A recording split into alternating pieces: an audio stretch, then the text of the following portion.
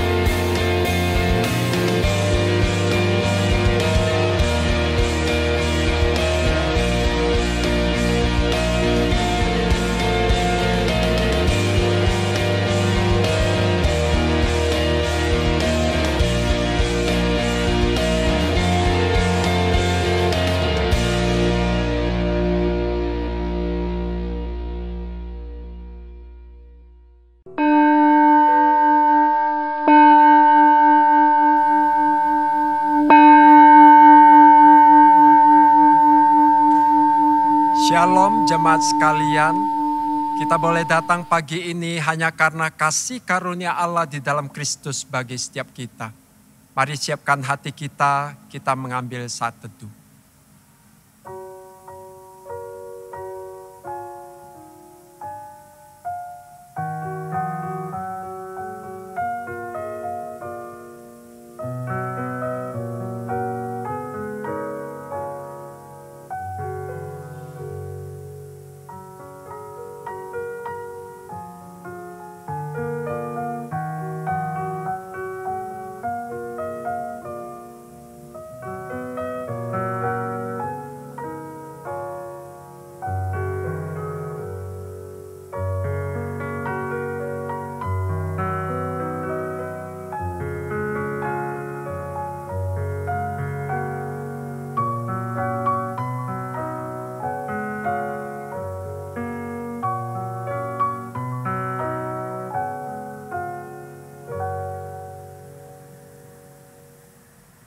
Pertolongan kita adalah dalam nama Tuhan yang menjadikan langit dan bumi.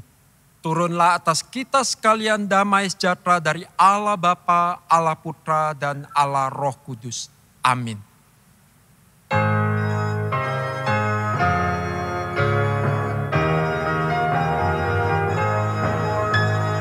Hormat diberi bagi Bapa, Anak, dan Roh Kudus, dari mula sampai sekarang dan seterusnya.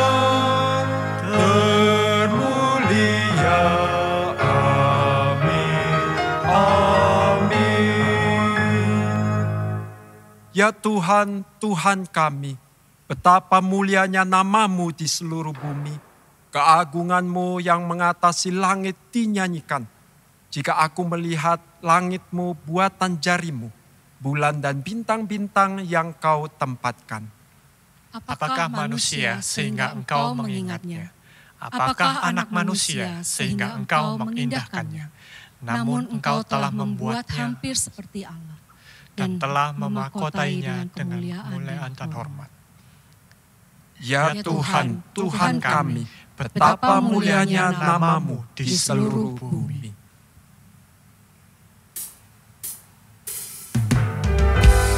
Allah kita, Allah yang maha mulia. Kemuliaan dan keagungannya mengatasi segalanya. Dia Allah yang patut dipuji.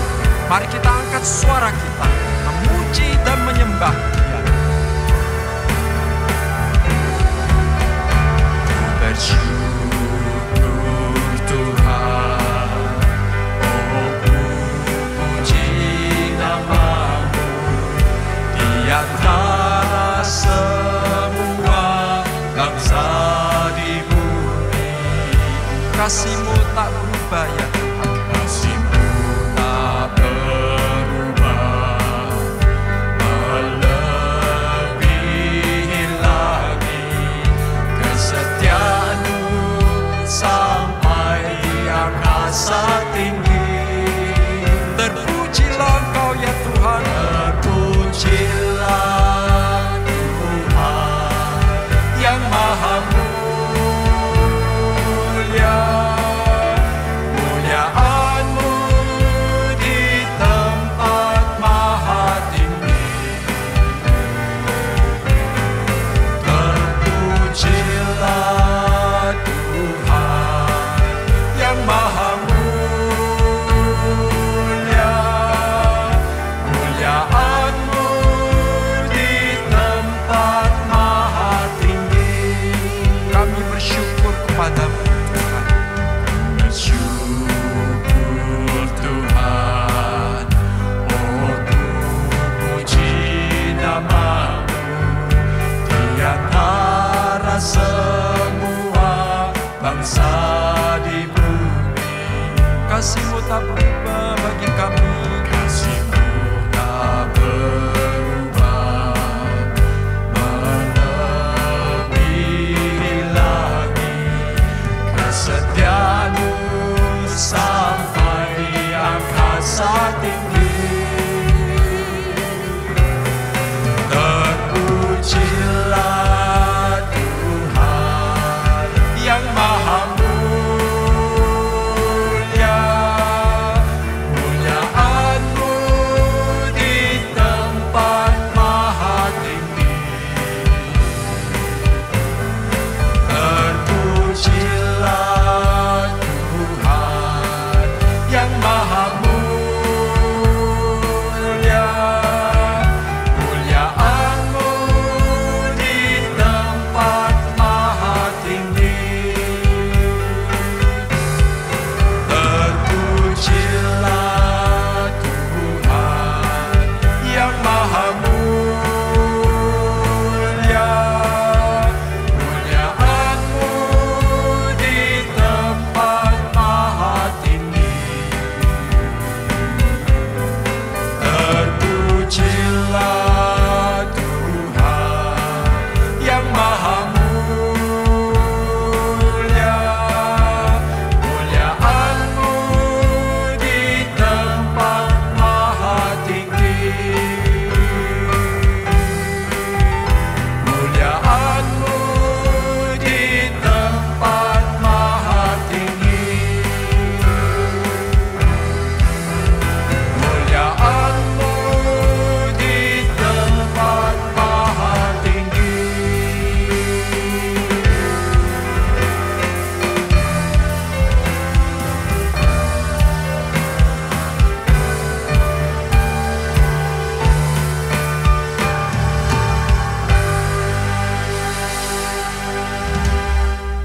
Mari kita berdoa.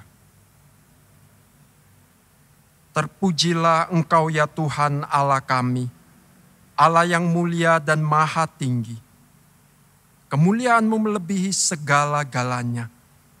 Di dalam kemuliaan Engkau rela datang ke dunia, lahir sebagai manusia, mati menderita dan menebus kami yang berdosa, Sungguh kasih-Mu begitu besar bagi kami. Saat ini kami mau bersyukur untuk kasih-Mu, untuk kesetiaan-Mu yang terus memelihara kami sampai hari ini. Hari-hari yang kami lewati menjadi bukti kesetiaan-Mu bagi kami umat kesayangan-Mu. Kami datang pagi ini dengan kerendahan hati, bahwa kami masih seringkali hidup tidak berkenan kepada Tuhan. Kami sering menyakiti sesama kami. Kami kurang mengasihi bahkan orang yang mengasihi kami. Kami memikirkan hal-hal yang tidak berkenan kepada Tuhan. Tuhan ampunilah kami. Tuhan curahkanlah sekali lagi anugerah pengampunan-Mu bagi kami. Baharuilah hidup kami, agar supaya hidup kami sungguh boleh berkenan padamu. Kami juga menyerahkan ibadah kami pagi ini, supaya ibadah ini sungguh menjadi pujian penyembahan yang berkenan di hadapan Tuhan. Di dalam nama Yesus kami berdoa. Amin. Berita anugerah pagi ini diambil dari 1 Yohanes pasal 1 ayat yang ke-7. Tetapi jika kita hidup di dalam terang sama seperti Dia ada di dalam terang, maka kita beroleh persekutuan seorang dengan yang lain. Dan darah Yesus, anaknya itu, menyucikan kita daripada segala dosa. Jemaat dipersilakan duduk.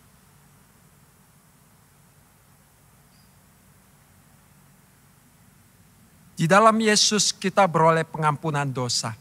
Di dalam Yesus kita diangkat menjadi anak-anak Allah. Di dalam Yesus hidup kita terus mengalami perubahan ajaib. Makin memuliakan Dia. Sejak Yesus di hatiku.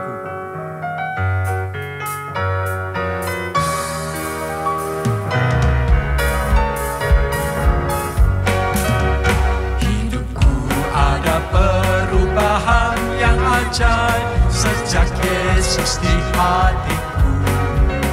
Jiwaku rindu pencerahan terangnya sejak Yesus di hatiku. Sejak Yesus di hatiku. Sejak Yesus di hatiku. Bagai gelora ombak hatiku senanglah. Sejak Yesus di hatiku. Takkan berjalan di tempat yang sesat sejak Yesus di hatiku. Meski banyak dosa namun Dia sucikan sejak Yesus di hatiku. Sejak Yesus di hatiku. Sejak Yesus di hatiku. Bagai gelora ombak hatiku senanglah. Sejak Yesus di hatiku.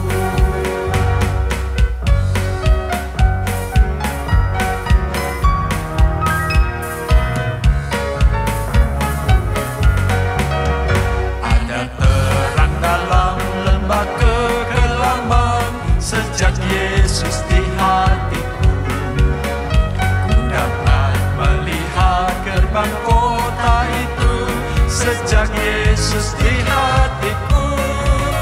Sejak Yesus di hatiku. Sejak Yesus di hatiku. Bagai gelora ombak hatiku senanglah. Sejak Yesus di hatiku. Sejak Yesus di hatiku. Sejak Yesus di hatiku.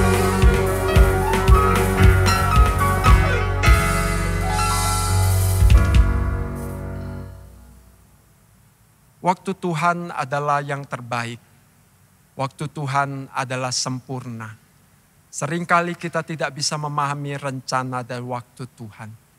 Namun percayalah, di tengah pergumulan hidup kita, Tuhan bekerja di dalam segala sesuatu untuk mendatangkan kebaikan bagi setiap kita yang mengasihi Dia. Waktu Tuhan.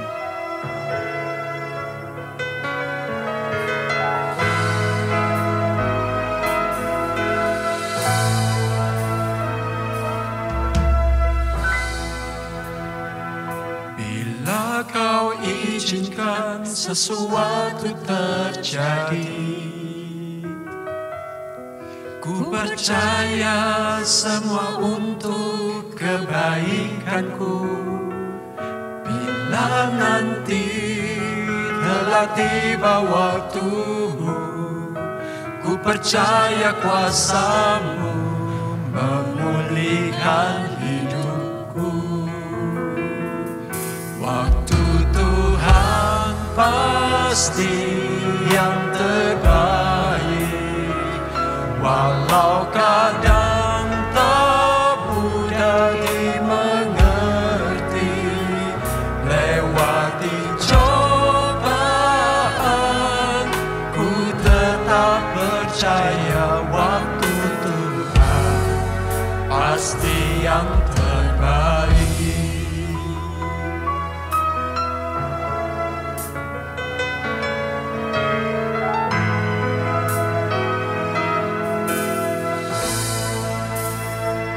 Bila Kau izinkan sesuatu terjadi, ku percaya semua untuk kebaikanku.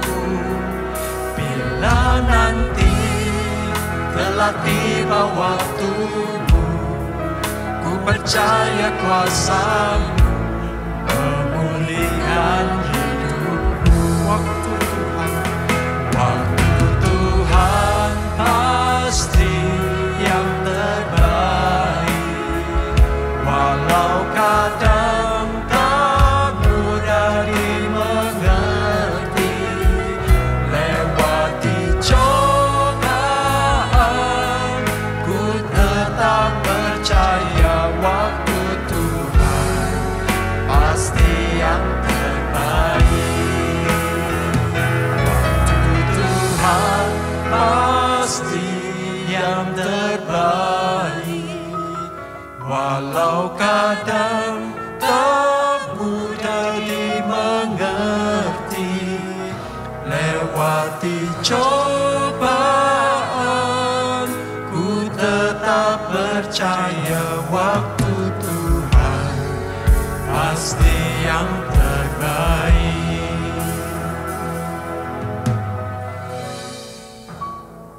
Saya memberikan waktu kepada setiap jemaat untuk datang secara pribadi, membawa segala pergumulan di dalam hidupnya kepada Tuhan.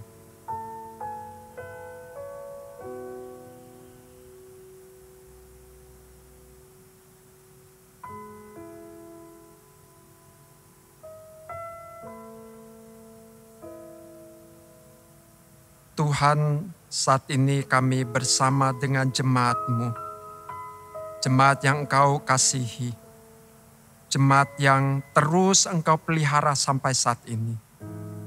Kami datang bersehati menyerahkan seluruh pergumulan hidup kami ke dalam tangan kasih Tuhan.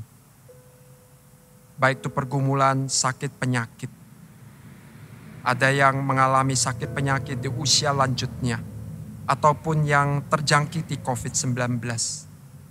Biarlah Tuhan yang terus menguatkan, Tuhan boleh menyembuhkan, memulihkan. Bagi saudara kami yang kehilangan anggota keluarganya karena berbagai macam hal, Tuhan juga kuatkan dengan penghiburan yang paling dalam, yang datangnya dari Tuhan. Kami juga ingin menyerahkan negara kami ke dalam tangan kasih Tuhan. Kami percaya dengan tangan kuasa Tuhan, Tuhan yang mengarahkan agar distribusi vaksin ini boleh menjadi jawaban buat pandemi COVID di negara kami ini. Kami mohonkan juga pemulihan bagi negara kami. Kami sebagai umat-Mu, gereja-Mu, kami rindu kami boleh kembali beribadah bersama seperti dulu. Sungguh kami menyerahkan semua dalam tangan kasih Tuhan. Kami percaya Tuhan punya waktu yang terbaik, waktu yang sempurna.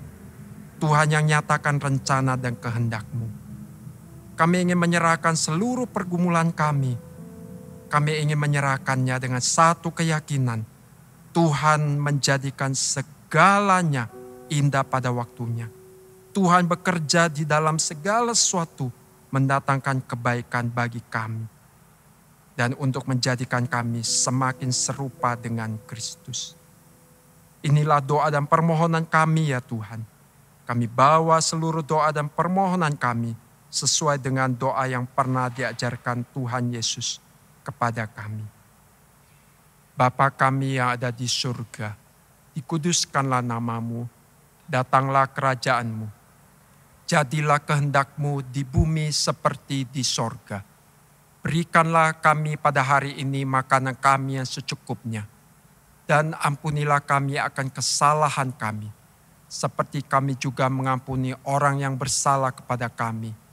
Dan janganlah membawa kami ke dalam pencobaan, tetapi lepaskanlah kami daripada yang jahat. Karena Engkaulah yang empunya kerajaan dan kuasa dan kemuliaan sampai selama-lamanya. Amin. Jemaat dipersilakan berdiri. Mari kita mengucapkan pengakuan iman rasuli yang berbunyi demikian.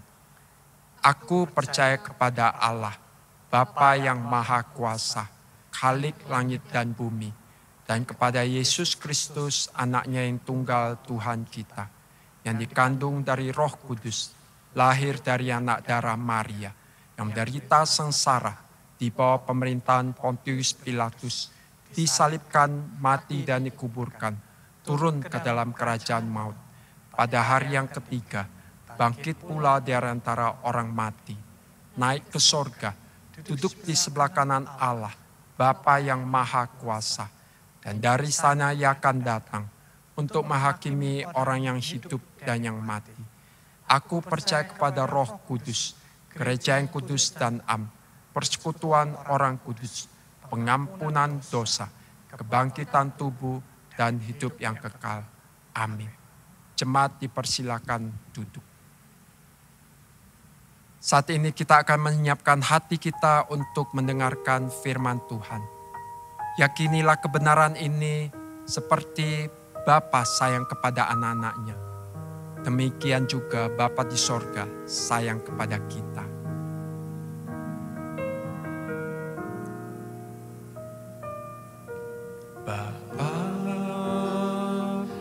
Besar sungguh kasih setiamu, nyata sungguh perlindunganmu, tak satu kuasa mampu pisahkan aku dari kasih-Mu. Bapa,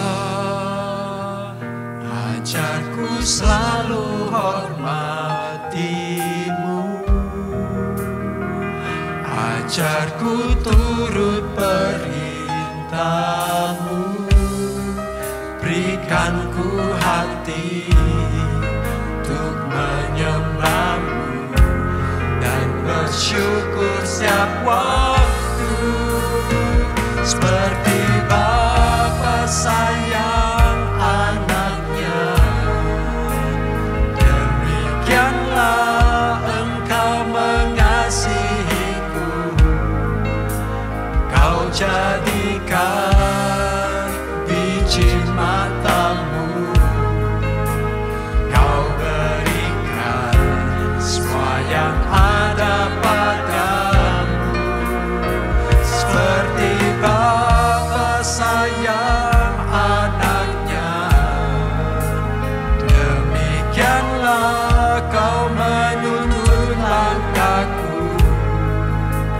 Hari depan indah Kau beri, rancangan-Mu yang terbaik bagiku.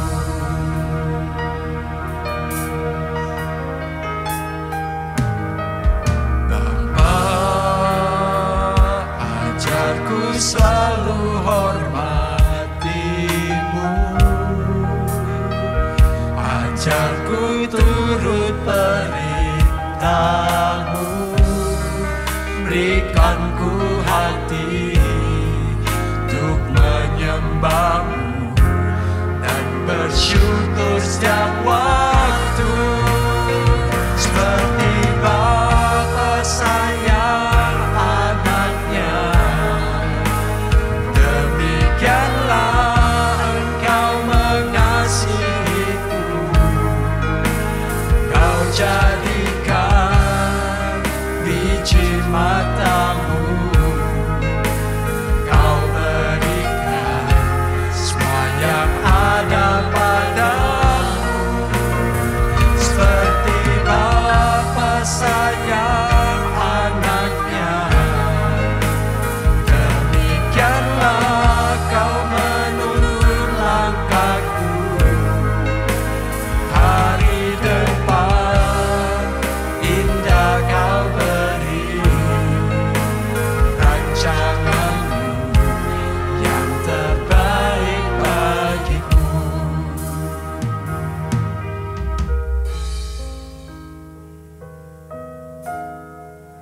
Jemaat yang disayang oleh Tuhan, Shalom. Pada hari ini kita akan belajar firman Tuhan yang bertemakan dari hamba menjadi anak. Dari hamba menjadi anak. Namun saya mensubkan tema ini menjadi hidup sebagai anak Allah, bukan sebagai hamba dosa. Adapun nats Alkitab yang sudah ditetapkan oleh gereja diambil dari Galatia pasalnya yang ke-4 ayat yang ke-1 sampai dengan ayatnya yang ke-11. Demikianlah bunyi firman Tuhan. Yang dimaksud ialah selama seorang ahli waris belum akil balik, sedikit pun ia tidak berbeda dengan seorang hamba. Sungguh pun ia adalah tuan dari segala sesuatu. Tetapi ia berada di bawah perwalian dan pengawasan sampai pada saat yang telah ditentukan oleh Bapaknya. Demikian pula kita. Selama kita belum akil balik, kita takluk juga kepada roh-roh dunia. Tetapi setelah genap waktunya, maka Allah mengutus anaknya yang lahir dari seorang perempuan dan takluk kepada hukum Taurat. Ia diutus untuk menebus mereka yang takluk kepada hukum Taurat, supaya kita diterima menjadi anak. Dan karena kamu adalah anak, maka Allah telah menyuruh roh anaknya ke dalam hati kita yang berseru, Ya Aba, Ya Bapa. Jadi, kamu bukan lagi hamba, melainkan anak. Jikalau kamu anak, maka kamu juga adalah ahli-ahli waris oleh Allah. Dahulu, ketika kamu tidak mengenal Allah, kamu memperhambakan diri kepada Allah-Allah yang pada hakikatnya bukan Allah. Tetapi sekarang, sesudah kamu mengenal Allah, atau lebih baik sesudah kamu dikenal Allah, bagaimanakah kamu berbalik lagi kepada roh-roh dunia yang lemah dan miskin, dan mau memulai memperhambakan diri lagi kepadanya? Kamu dengan teliti memelihara hari-hari tertentu, bulan-bulan, masa-masa yang tetap, dan tahun-tahun. Aku khawatir, kalau susah payahku untuk kamu telah sia-sia. Mari sebelum kita mendengarkan penguraian sabda Allah, terlebih dahulu kita akan berdoa.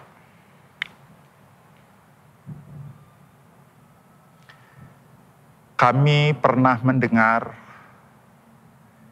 bahwa Alkitab itu diibaratkan seperti kolam yang dalam, sehingga orang yang paling ahli berenang pun tidak akan pernah bisa mencapai dasarnya.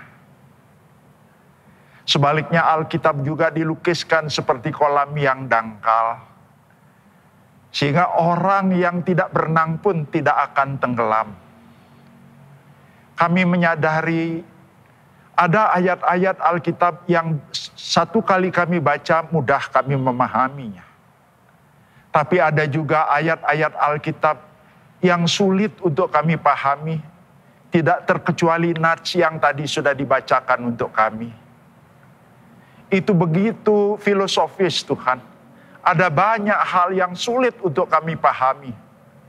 Tapi kami percaya Roh Kudus akan menerjemahkan berita kuno ini menjadi sederhana dan relevan buat kami yang hidup pada zaman ini. Sekarang ya Roh Kudus, jadilah guru buat kami. Kami mau belajar, kami mau diajar, kami mau menjadi murid. Hanya di dalam nama Yesus Tuhan kami berdoa. Amin. Di bulan Agustus tahun 1992, ada seorang ibu yang melahirkan seorang bayi. Ibu ini dengan alasan tertentu tidak mau membawa bayinya ini pulang.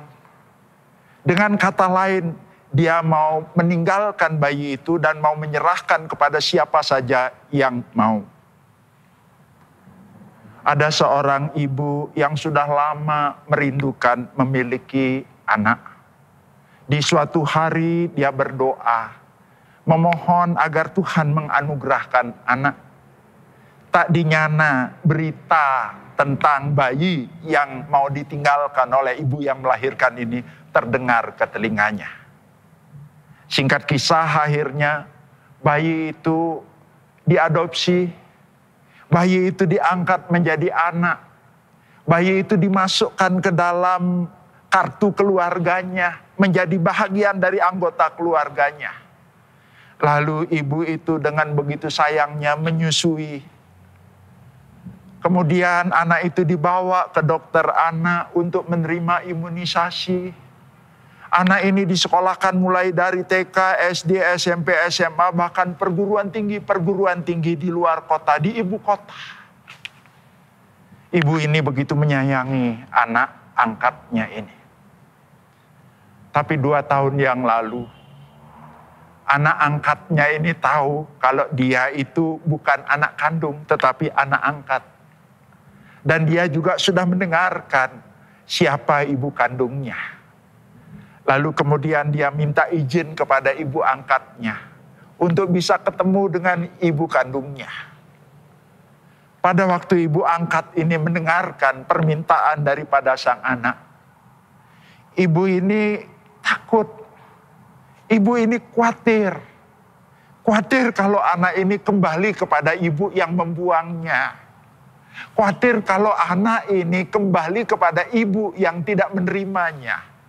Khawatir kalau anak ini kembali kepada ibunda yang melahirkan, tidak akan mendapatkan kasih dan sayang seperti dia menyayangi.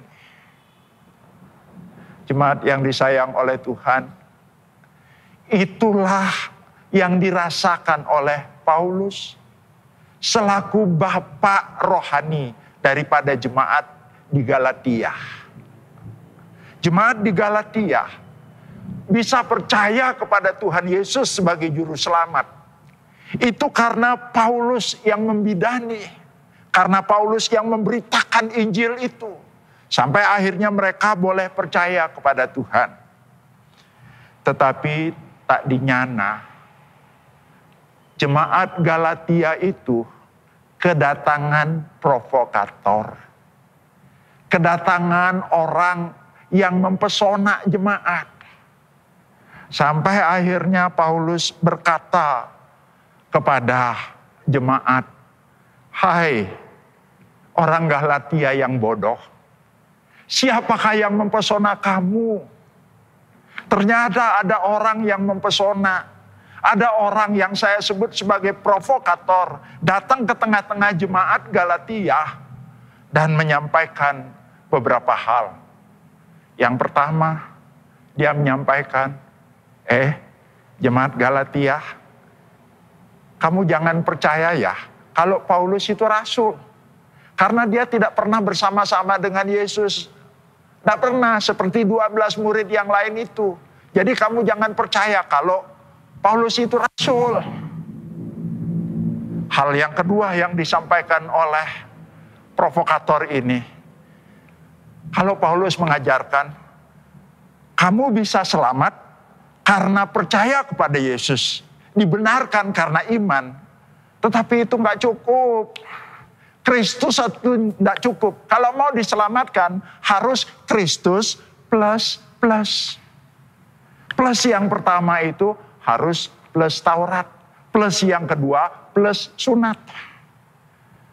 Nah ternyata provokator itu menyampaikan yang seperti itu kepada jemaat Galatia. Dan jemaat Galatia terprovokasi. Walaupun tidak disebutkan, tetapi jemaat mulai meragukan kerasulan Paulus. Kemudian bukan hanya meragukan kerasulan Paulus, meragukan juga apa yang Paulus sudah katakan. Bahwa keselamatan hanya oleh iman di dalam Yesus Kristus. Diragukan oleh jemaat Galatia. Dan jemaat Galatia mau berbalik lagi kepada yang disebut dengan roh-roh dunia. Kata roh-roh dunia ini tidak berkaitan dengan roh gentayangan, roh setan, itu penguasa kerajaan angkasa, bukan. Tapi kata roh-roh dunia yang dimaksud di sini itu adalah unsur-unsur dunia. Dan kata unsur-unsur dunia yang dimaksud di sini diantaranya satu, hukum Taurat, yang kedua, sunat. Jadi setelah mendengarkan provokasi dari provokator itu, jemaat akhirnya merasa, iya ya, Kristus itu enggak cukup. Tidak cukup hanya Kristus. Jadi mau kembali lagi kepada roh-roh dunia, kembali lagi kepada Taurat, kembali lagi untuk melakukan sunat. Itu sebabnya Paulus merasa perlu untuk memberikan penjelasan. Paulus merasa perlu untuk mengklarifikasi. Paulus merasa perlu untuk meluruskan. Nah, di dalam pasal yang keempat, ayat yang pertama dimulai dengan kata, yang dimaksud ialah. Bagi kita yang hanya membaca ayat ini atau mendengarkan pembacaan pasal 4 ayat 1 sampai 11 dimulai dengan kata yang dimaksud ialah, pasti bingung. Apa yang dimaksud? Nah, ternyata kata ini untuk menjelaskan apa yang sebelumnya sudah dijelaskan lalu ditambah lagi. Itu sebabnya yang dimaksud ialah, lalu Paulus menjelaskan. Dia memang di pasal 1 mengatakan, dari Rasul Paulus. Rasul oleh karena Allah, bukan oleh karena manusia. Setelah dia ngomong seperti itu, akhirnya dia juga memberikan penjelasan. Bahwa seseorang itu dibenarkan, bukan karena melakukan Taurat, tapi karena iman kepada Yesus. Nah, untuk memberikan gambaran ini, Yesus memakai metafora wasiat.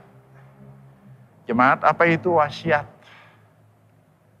Saya pernah diminta tolong oleh seseorang untuk menjadi saksi dan nanti menjadi pelaku wasiat.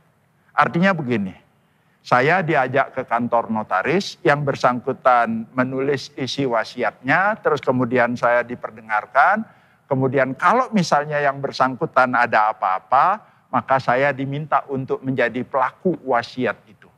Nah, setelah wasiat itu ditulis oleh yang bersangkutan, maka wasiat itu tidak bisa diubah lagi, tidak bisa ditambah maksudnya, tidak bisa dikurangkan oleh pihak lain selain daripada si pembuat wasiat itu sendiri. Nah, Paulus ingin menjelaskan wasiat yang dimaksud di sini itu menunjuk kepada apa? Perjanjian Abraham, perjanjian Allah dengan Abraham. Dan Abraham percaya kepada janji Allah. Makanya disebut Abraham itu beriman, Abraham itu percaya kepada Allah dan dia itu dibenarkan. Dengan kata lain, wasiat ini itu menunjuk kepada perjanjian Allah kepada Abraham. Nah, yang membuat Abraham diselamatkan itu karena imannya, karena dia berpegang teguh kepada apa yang Tuhan janjikan. Dan bukan karena Abraham melakukan Taurat. Kenapa? Karena pada waktu Allah berjanji kepada Abraham, Taurat itu belum ada. Taurat itu ada di zaman Musa 430 tahun berikutnya. Nah, bagaimana mungkin wasiat atau janji yang ada itu kemudian ditambah oleh yang belum ada pada waktu itu. Jadi Paulus sebenarnya ingin menerangkan bahwa keselamatan oleh iman, keselamatan karena Kristus itu cukup, tidak perlu lagi ditambah dengan Taurat. Karena wasiat itu tidak bisa ditambah, tidak juga dikurangkan. Nah, setelah Paulus menyampaikan seperti itu, kemudian Paulus mengatakan yang dimaksud ialah begini. Selain daripada contoh di atas, untuk lebih jelasnya sekarang saya akan memberikan contoh yang lain. Dan contoh yang lain itu berkaitan dengan apa? Ahli waris yang belum akil balik. Nah, seorang ahli waris pada waktu dia belum akil balik, artinya belum beranjak dewasa. Nah, dewasa bagi tiap-tiap bangsa itu ada ukurannya sendiri. Bagi orang Yahudi, akil balik itu setelah 13 tahun. Bagi orang Yunani, akil balik itu setelah 18 tahun. Bagi orang Romawi, akil balik itu 14 tahun. Bagi Indonesia, apakah akil balik itu boleh menikah? Berarti umur 19 tahun. Nah, sebelum seseorang akil balik, artinya sebelum seseorang itu dia anggap dewasa, sekalipun dia itu menjadi pewaris tunggal dari harta yang dimiliki oleh ayahnya, dia tetap hidup di bawah perwalian. Siapa walinya dalam hal ini? Walinya itu adalah hukum Taurat. Tapi dikatakan setelah genap waktunya, Allah mengutus anaknya di dalam diri Yesus untuk menebus. Sehingga orang yang tadinya berada di bawah hukum Taurat, itu sekarang ditebus menjadi anak. Nah, anak yang sudah ditebus seperti itu, dianggap sekarang sudah akil balik, sudah menjadi dewasa. Jemaat, maksudnya seperti ini. Kalau seseorang hidup di zaman sebelum Yesus lahir, sebelum Yesus sampai naik ke atas kayu salib, sepertinya orang ini tuh orang yang belum akil balik, ahli waris yang belum akil balik. Tapi begitu Yesus lahir, begitu Yesus naik di Bukit Golgota, melakukan sebuah penebusan, menebus yang tadinya itu diperbudak, sekarang itu ditebus. Maka sejak saat itu, orang yang disebut dengan ahli waris ini sekarang menjadi ahli waris yang akil balik. Dan setelah itu tidak ada perlu perwalian lagi. Dengan kata lain, setelah Yesus melakukan karya, maka tidak diperlukan lagi Taurat untuk menuntun. Kenapa? Kristus is enough. Christ is enough. Kristus sudah cukup. Jemaat yang disayang oleh Tuhan, setelah itu akhirnya Paulus mengingatkan kepada jemaat pada waktu itu, tetapi sekarang, setelah kamu mengenal Allah, atau tepatnya dikenal Allah, bagaimanakah kamu berbalik lagi kepada roh-roh dunia yang lemah dan miskin dan mau mulai memperhambakan diri lagi kepadanya? Kamu dengan teliti memelihara hari-hari tertentu, bulan-bulan, masa-masa yang tetap, dan tahun-tahun.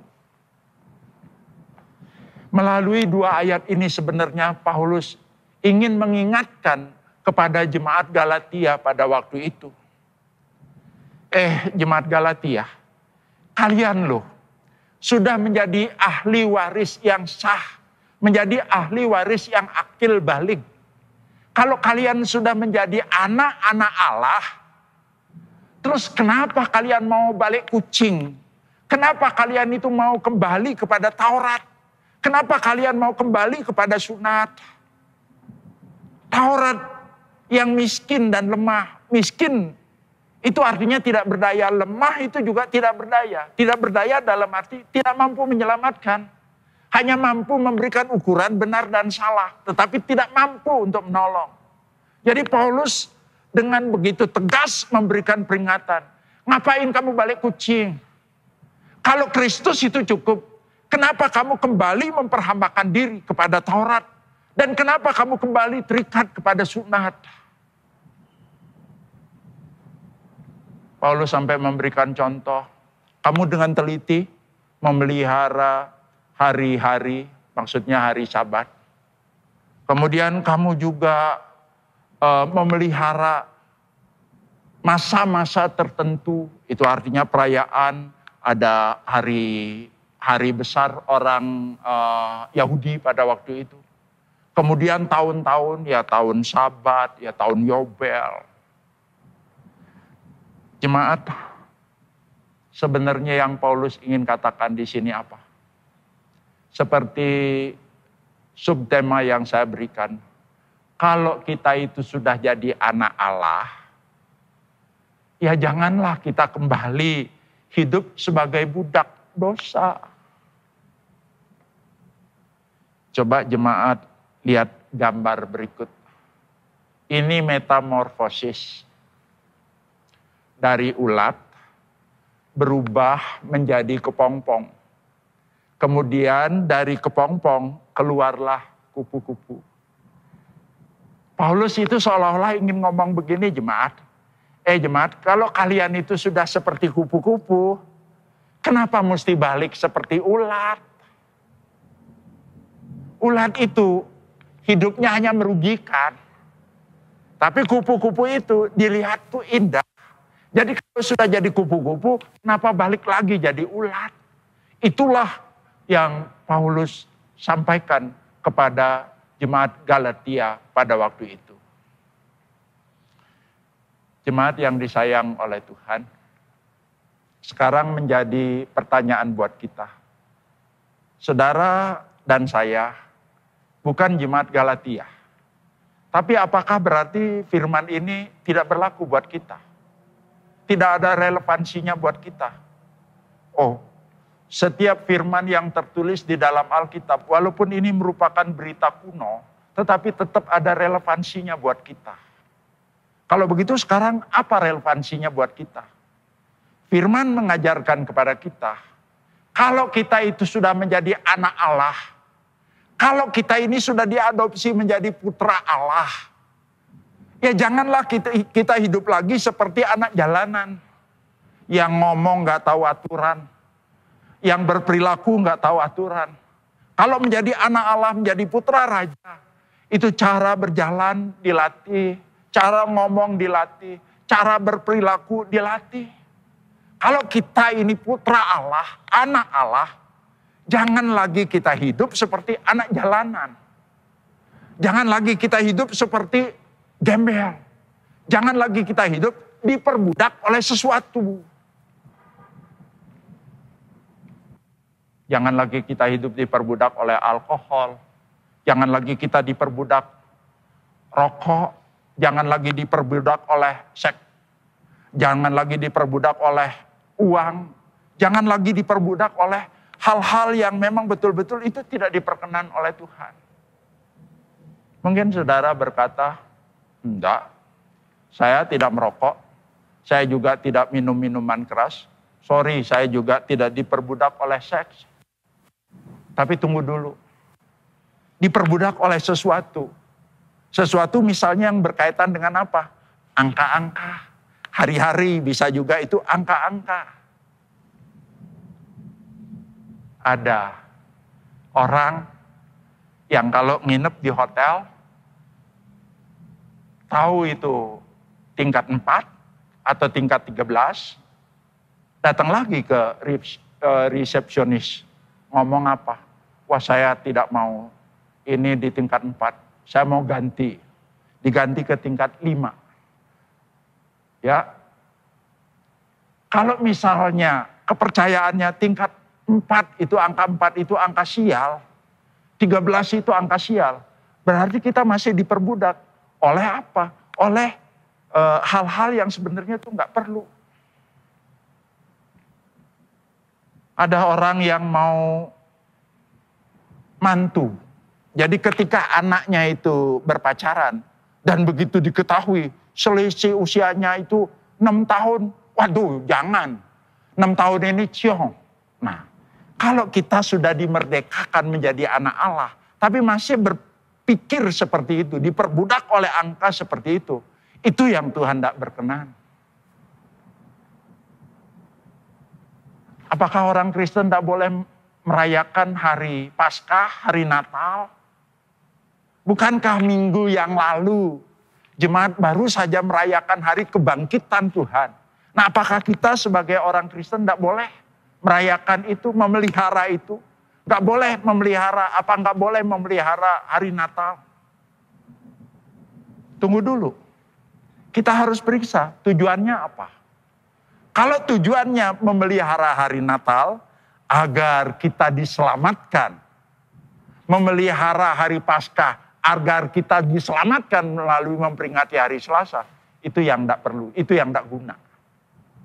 Tapi kalau misalnya kita merayakan hari Natal untuk mengenang bahwa 2000 sekian tahun yang lalu Allah yang tidak terbatas itu, Allah yang dari sorga mau datang ke dalam dunia mencari saya.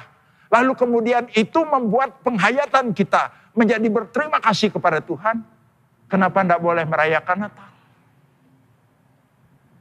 Kalau merayakan Paskah itu kita ingat bahwa melalui Paskah itu Tuhan itu datang untuk berkorban. Tuhan itu datang untuk menebus. Saya ini seperti budak yang tidak pernah mampu membebaskan diri sendiri, yang tidak mampu memerdekakan diri sendiri. Dan Tuhan yang datang menebus, memerdekakan. Dan Tuhan berkorban untuk itu. Membayar bukan emas dengan perak, tetapi dengan darahnya. Nah, kalau kita merayakan Paskah untuk mengingat pengorbanan Tuhan yang begitu besar kasihnya kepada kita, ya boleh saja.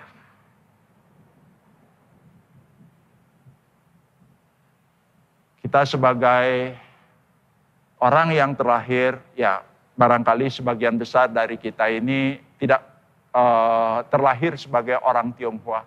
Nah, orang Tionghoa juga kan memiliki ada hari-hari raya tertentu. Misalnya ada hari raya Imlek, boleh enggak? Ya, tidak dilarang. Kenapa? Karena kita memperingati sebagai warga negara, sebagai orang Tionghoa, terlahir sebagai orang Tionghoa, lalu memperingati penanggalan dengan cara perhitungan Tionghoa, ya boleh saja.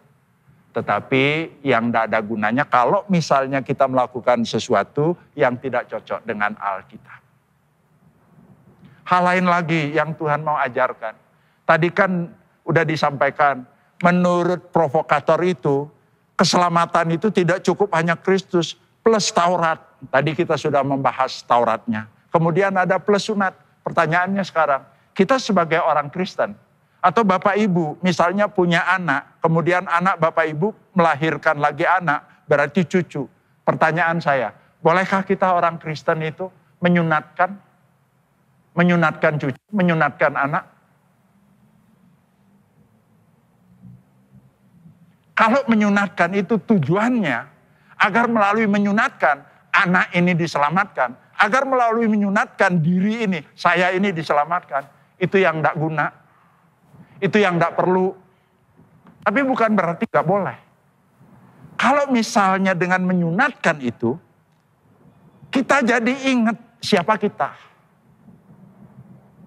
Orang yang disunat, maafkan, mungkin dalam sehari bisa melihat alat untuk buang air kecilnya itu bisa 5 kali, bisa sampai 7 kali dalam sehari.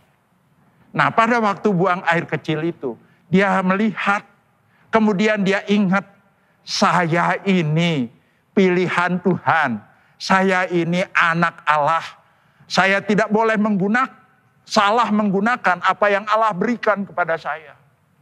Kalau tujuan daripada sunat itu, tujuannya seperti itu. Kalau tujuan daripada sunat itu alasan medis. Kalau tujuan daripada sunat itu untuk mengingatkan siapa saya. Setelah siapa saya, terus kita itu tidak gegabah melakukan sesuatu. Maka itu baik adanya. Itu sebabnya kalau orang betul-betul disunat bukan untuk memperoleh keselamatan. Tapi disunat untuk mengingatkan siapa dirinya di hadapan Allah sebagai pilihan Allah. Maka orang itu akan menggunakan seluruh anggota tubuhnya itu dengan baik, dengan bagus. Tidak akan menggunakan bagian-bagian tubuh itu untuk sesuatu yang mendukakan, yang melukai hati orang lain. Tidak akan sampai tidak setia, tetapi betul-betul takut kepada Tuhan. Nah, jemaat yang disayang oleh Tuhan, firman yang tadi dibacakan sulit rasanya dipahami, tapi sebenarnya pesannya jelas. Kalau jadi anak, jangan tetap jadi budak. Dan biarlah kita boleh, sebagai orang-orang yang dimerdekakan oleh Tuhan, hidup di dalam kemerdekaan itu, dan tidak diperbudak oleh hal-hal yang memang tidak perlu. Amin. Mari kita tundukkan kepala, kita berdoa.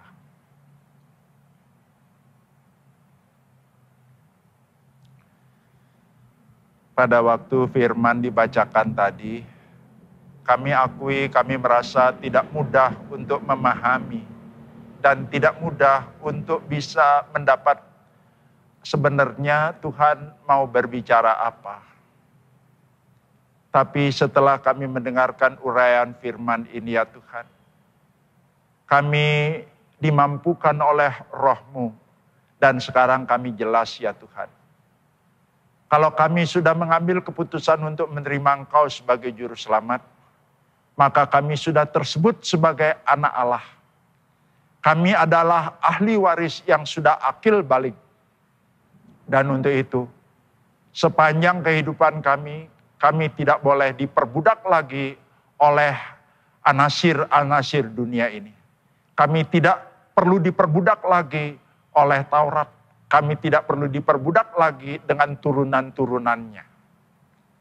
Melainkan kami menjalani satu kehidupan yang merdeka. Kami boleh menggunakan kehidupan di dalam Kristus itu untuk sesuatu yang menyukakan hati Tuhan. Terima kasih untuk sabda-Mu ya Tuhan, yang sekarang kami boleh mengerti. Tapi tidak mudah untuk kami melakukannya. Mohon Roh Kudus memberi kepada kami kekuatan untuk itu. Di dalam nama Tuhan Yesus kami berdoa. Amin. Selamat pagi jemaat yang saya kasihi dalam Tuhan Yesus Kristus. Salam sejahtera untuk kita sekalian. Sebagaimana yang telah kita ketahui, bahwa pada hari Minggu tanggal 4 April 2021 telah terjadi bencana alam berupa angin kencang, banjir bandang, dan tanah longsor yang menerpa Provinsi Nusa Tenggara Timur atau NTT. Dari informasi yang dapat kita dengar di TV atau baca di koran atau media elektronik sampai saat ini, korban bencana alam dan kerugian material sangat masif atau besar sekali. Korban yang meninggal dunia telah mencapai lebih dari 100 orang, yang hilang lebih dari 70 orang, dan yang mengungsi lebih dari 13.000 jiwa. Rumah yang rusak berat hampir mencapai 2.000 dan puluhan fasilitas umum rusak. Sekolah Kasih Karunia yang berlokasi di Kota Kupang, yang saat ini dilayani oleh penginjil Hartono dan penginjil Esther Limin, tidak ada korban jiwa. Tapi ada beberapa bagian bangunan yang rusak tertimpa pohon. Sebagai wujud kepedulian kita kepada saudara-saudara kita yang tertimpa musibah di NTT, GKA Gloria akan mengumpulkan persembahan untuk membantu mereka. Jemaat yang ingin mengambil bagian dapat memberi persembahan melalui rekening gereja masing-masing mulai minggu ini sampai minggu depan. Persembahan perlu diberi catatan bantuan bencana alam NTT. Jemaat dapat juga membawa persembahan ke gereja dan memasukkannya ke dalam kotak persembahan di TU masing-masing. Demikian himbauan dari kami, semoga Tuhan memberkati kita sekalian.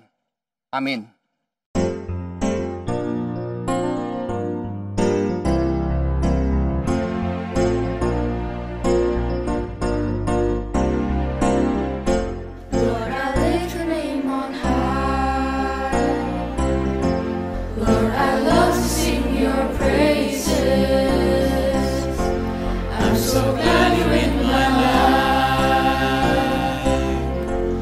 So glad you came to save us.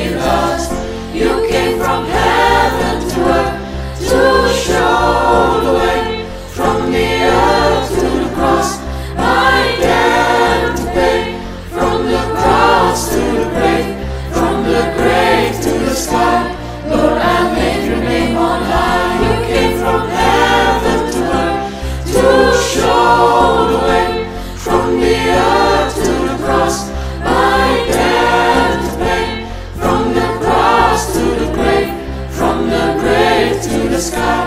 Lord, I lift your name on high. Lord, I lift your name on high. Lord, I lift your name on high.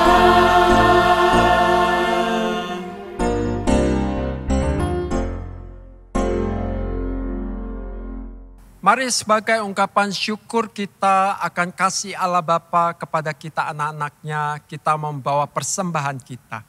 Kita mau membawa diri dan hidup kita untuk melayani dan memuliakan Tuhan. Jemaat bisa memberikan persembahan dengan cara scan QRIS gereja masing-masing atau transfer ke rekening gereja yang tertera berikut ini. Mari bawa yang terbaik kepada Tuhan, mari kita bawa persembahan kita.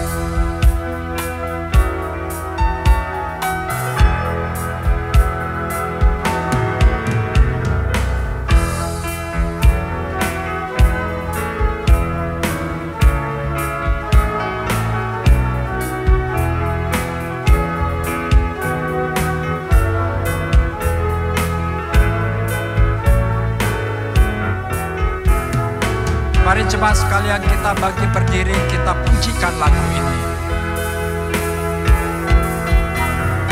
Pakai hidupku ini, seluruh roh dan jiwaku. Pakai tanganku ini, hatiku digerakkan kasih.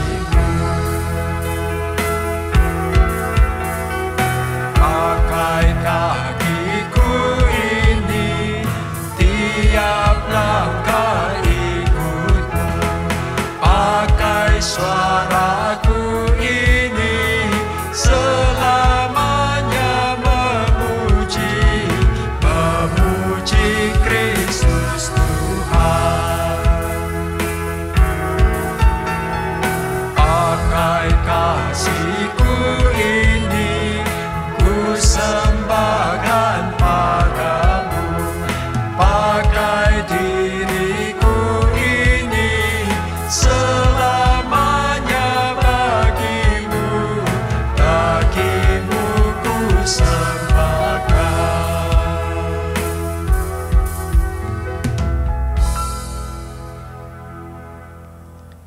Mari Bapak dan Ibu sekalian kita kembali bersatu di dalam doa. Mari kita berdoa.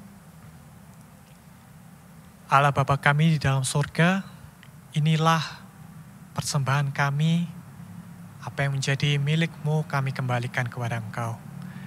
Bapa, kami sungguh bersyukur kalau kami boleh diberikan kesempatan sekali lagi untuk memberikan persembahan bagi kemuliaan nama-Mu. Kiranya Engkau sendiri juga yang terus ajarkan kami untuk boleh memberikan hidup kami, hati kami, tangan kami, kaki kami untuk kemuliaan Engkau. Kiranya Engkau sendiri juga yang tolong setiap pengurus gereja yang akan mengelola persembahan kami ini. Kiranya mereka dapat mengelolanya dengan baik. Terpujilah nama-Mu ya Tuhan, di dalam satu nama, Yesus Kristus, kami sudah berdoa. Amin. Bagi Dia satu-satunya Allah yang penuh hikmat oleh Yesus Kristus, segala kemuliaan sampai selama-lamanya. Amin.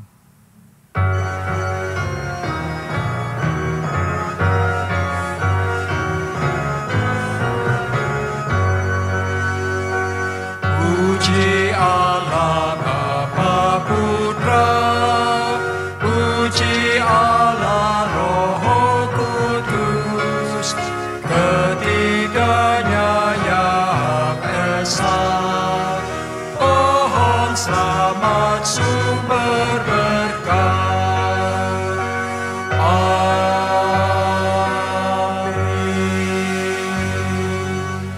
yang dikasihi oleh Tuhan, mari arahkanlah hati kita kepada Kristus dan terimalah berkat yang datang daripada Tuhan.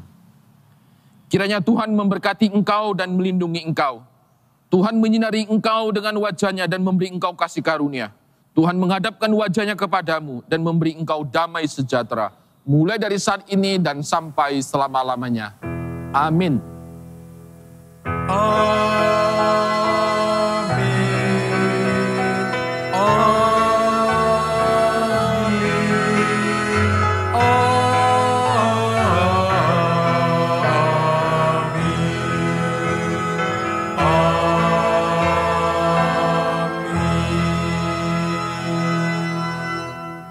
Mari senantiasa hidup bagi Tuhan dan menyenangkan Tuhan di dalam hidup kita. Selama hari Minggu, Tuhan memberkati.